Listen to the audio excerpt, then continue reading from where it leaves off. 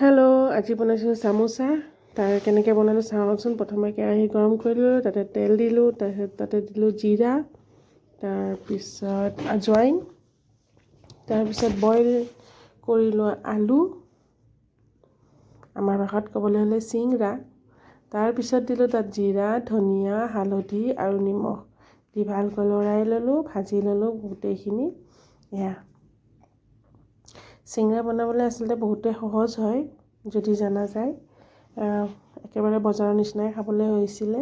আৰু চিংৰাৰ আচল কথা হৈছে আপোনালোকে লাষ্টলৈ চাব এটা বস্তু দেখাম। তাত দিছিলোঁ এয়া বইল মটৰ, তাৰপিছত ভাজি লোৱা হ'ল। ভাজি লোৱাৰ পিছত তাতে দিলোঁ ধনিয়া, তাৰপিছত ইফালে আকৌ ময়দা, কালজিৰা, অইল, নিমখ আৰু পানী দি মাৰি ল'লোঁ। মাৰি লৈ এনেকৈ বেলি লৈছোঁ দীঘল দীঘলকৈ। এয়া দেখিছে নহয়।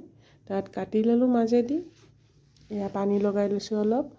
পানী লগাই এনেকৈ ৰোল চানা যেনেকৈ দিওঁ আমি চানাৰ ৰোলটো কৰিছোঁ। তাৰপিছত এই দেখিছে নহয় ভাজটো মোৰ হাতৰ ফালে থৈ দিছোঁ, মুঠিটোৰ ফালে। তাৰপিছত ষ্টাফিংখিনি ভৰাইছোঁ। একেবাৰে বজাৰৰ নিচিনা মই শিকাবলৈ চেষ্টা কৰিছোঁ।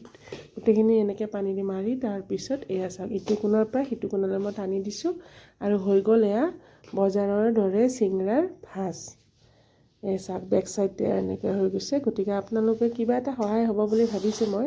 এইখিনি গোটেইখিনি মোৰ হৈ গ'ল। তাৰপিছত এতিয়া তেলখিনি পূৰা মানে অলপ জাষ্ট হিট হৈছে তেলখিনি, তেতিয়াতে দি দিছোঁ মই। তাৰপিছত চিংৰাখিনি এয়া চাওক এয়া ভাজি দিছোঁ। এয়া ফুল জুইত আছে দেই।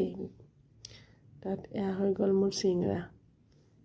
একেবাৰে খাবলৈ বজাৰ নিচিনাই হৈছে। গতিকে আপোনালোকেও বনাব মই যেনেদৰে শিকাইছোঁ, যাতে আপোনালোকৰ সুবিধা হৈছে হয়। সেইখিনিয়ে আজিলৈ আহিছোঁ। Bye bye.